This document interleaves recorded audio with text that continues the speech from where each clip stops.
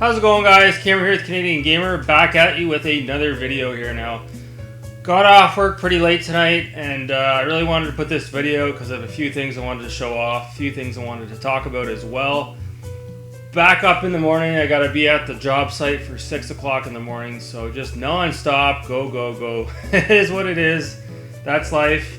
So the first thing I want to show off here, again, one of those Quebec beers here. This is the Blonde Ale, Pale Ale. Nice little polar bear on there. Bora Ale is what it's called. And you know what? Oh, I thought I needed a bottle opener to open this, but I guess not. So that's cool. Pour this in a glass just like that. Oh yeah. So we'll let that sit. So, again, a few things I want to talk about. The first thing is, with my setup for my YouTube channel, again, maybe some of you don't notice it, but when I record, it looks pretty good, all things considered, when you're watching my video on a mobile device. But if you ever watch a YouTube video, let's say on your PS4 or your Xbox One, once it's blown up, with my videos, the quality takes a huge dip. And I did realize the reason why that is. On my camcorder that I'm using, which is on a tripod, it's not a very big room that I'm in, so a lot of times I have to zoom in to be able to fit everything nicely in the picture that you're seeing.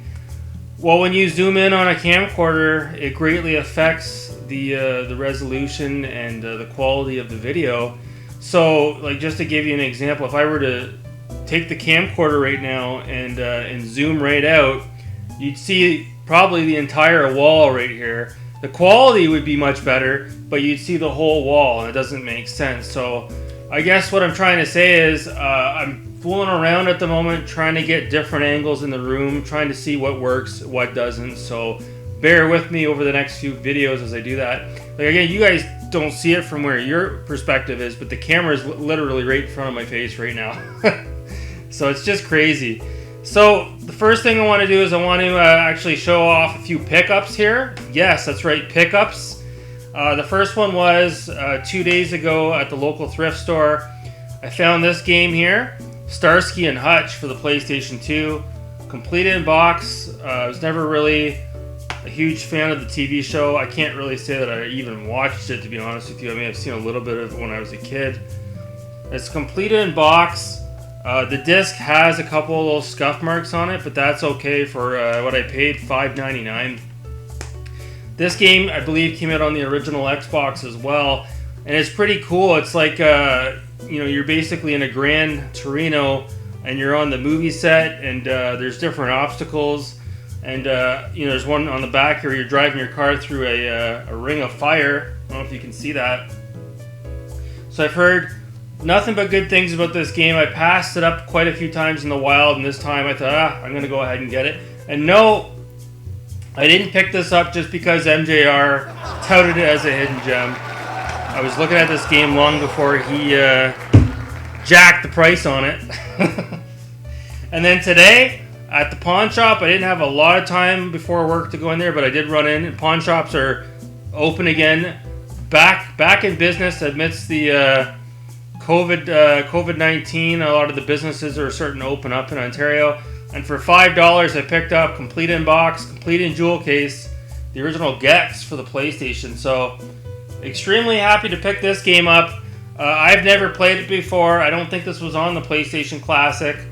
I know this was at one point almost like the 3DO mascot when the old Panasonic 3DO came out back in the day. And this game came out in around 95 on the 3DO, and then came out around 96, 97 for the PlayStation, if I'm not mistaken, and the Saturn. So Gex, this one is kind of similar to Donkey Kong Country in a way, side-scrolling action. A lot of voiceover acting in this game as well. And there was two sequels that came out after this, and they kind of went the 3D route. A lot of the N64 games, with the awkward-looking polygons when you look at it today. But yeah, Gex, extremely happy to pick it up. Pretty cool. Nice little contest on here as well to win a free t-shirt. Pretty funny. Crystal Dynamics, before they had Tomb Raider, they had Gex. So let me go ahead and take a sip of this beer. The hell? Hello? Afro Gaming Dude, what are you up to? Oh, you want me to tell everybody about your live stream? Oh, okay. You want me to shill for your live stream? I get it. Okay. Okay. Yeah. Yeah, so my buddy there, Afro Gaming Dude, he's got a great little channel, and he's got a live stream that he was doing earlier tonight. I was in it for a bit, and we were having a blast. There's about 10 or 11 people in there, and he's reading the comments as he's playing, I think it was Uncharted. So we were having just a ball, and earlier today he was showing he had a pickups video, and amongst them he had a Jaws Blu-ray Steelbook 4K. Jaws is a fantastic movie, and I was telling him I've got the original VHS that has the lenticular cover on it as well. So that's cool to see the younger generation getting into the older movies. And speaking of movies, I was watching a movie last night. A lot of the younger generation wouldn't be aware of. I know a lot of the guys in his live stream, they hadn't heard of the movie, but anyhow, there's a famous director out there, Paul Verhoeven, and he originally did a lot of those big movies back in the day. You know, he did RoboCop, and then he obviously did Total Recall in 1990, and then in and around 1992, Paul Verhoeven did Basic Instinct with Michael Douglas and Sharon Stone, which is a fantastic movie as well. And in and around 95, he released a movie called Showgirls, which the critics absolutely panned upon release. They dismissed it. It was starring Elizabeth Berkley from Saved by the Bell, and Saved by the Bell had kind of recently. It was the show didn't end, but they did like the college years, and it sort of drifted away. And anyways, Showgirls, it's about a girl. I don't want to get into too much on this video, but she, Elizabeth Berkley, her character Nomi, hitchhikes to Las Vegas to become a dancer, and then she gets wrapped up in the seedy underbelly world of exotic dancing, and then she has to do certain things to get ahead in the production. We won't get into it here, but let's just say there's a famous scene involving a pool and a dolphin water fountain.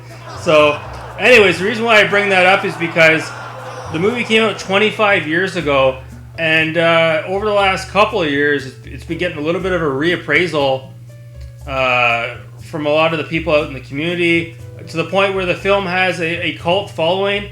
And I think it was about 3 years ago, they did a screen showing, I think in Los Angeles, to about 1,000 people in a theater, and it was packed, sold out, diehard fans, and even Elizabeth Berkley herself showed up to basically do like an opening monologue before the movie started.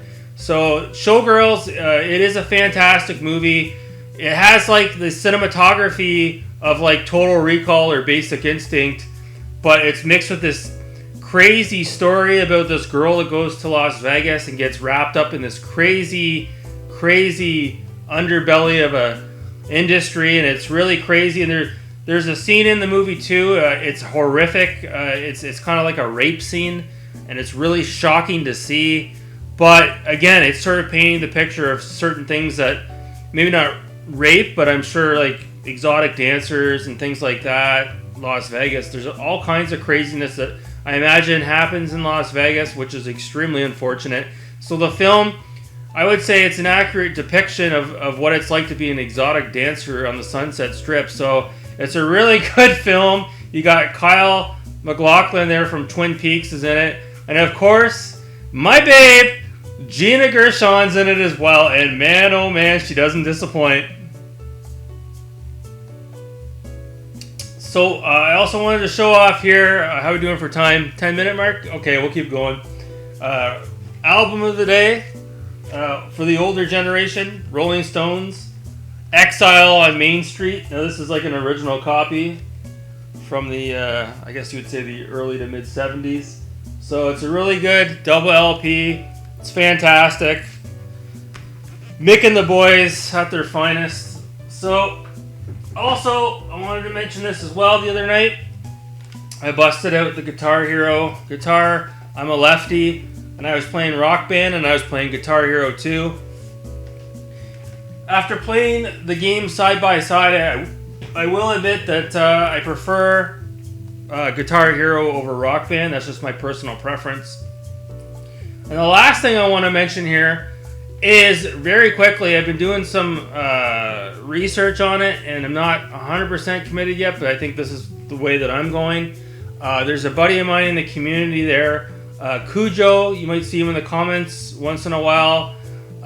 He's a great guy, George, and he's very knowledgeable, especially when it comes to projectors and personal computers as well. So the reason why I bring this up is because looking at the Xbox One, or excuse me, stupidest name ever, the Series X and the PS5, I've come to the realization that it might just make more sense to get one of those little miniature RTX towers, the gaming PCs, kind of like what Review Tech USA talks about, because at the end of the day, those are just as powerful, if not more powerful, than what the next generation consoles will be. And sure, it might cost more money to buy one of those computers right now than if you were to buy a next-gen console. But we're in July right now. You know, what are these parts that are in the next-gen consoles going to be worth in October, November, December, January of 2021? Prices are going to go down. Computer parts are always evolving. So I'm just thinking, if I got one of those nice little RTX towers, you know, you could still hook it up to your TV if you wanted to. You could use a wireless keyboard. You can still use it for your day-to-day operations, whether it be Microsoft Office or email, etc. And you can also enhance it and upgrade it as well. So I don't know. I think it might make more sense for me personally to just get a new computer. And I have a Pro Controller from the Xbox One that I could use with the computer as well. And you know, I'm not a fan of digital, believe me. When it comes to physical media, nobody loves it more than me. But I don't think it makes a lot of sense, at least starting with the next generation onward. I don't know, man. I'm running out of room in my house, and when games are released, it's just merely an access key to be able to download the rest of the game. Most of the game, let's be honest, is not even on the disc. I shudder to think when Cyberpunk 2077 comes out, I might have to sit around for a couple of days while that game downloads. So I highly doubt that's all on the disc. So again, I'm just throwing out ideas. I'm throwing darts at the wall to see what sticks. So I don't know. Maybe you guys can chime in the comments, but I was pricing them out today, and for a little, you know, RTX computer, they're about $899 to $1,000 for a mid-grade computer with specs that are very similar to you know, an Xbox Series X. So that's my thought process. I might have to reach out to you, Cujo, and maybe ask you about some of the specs and maybe bounce a few things off of you as well. So that's going to do it. That's it for this video. We're already at the 14-minute mark. We're way past the point of sweet ad revenue. So that's going to do it, guys. Thank you so much for watching. Have a great day.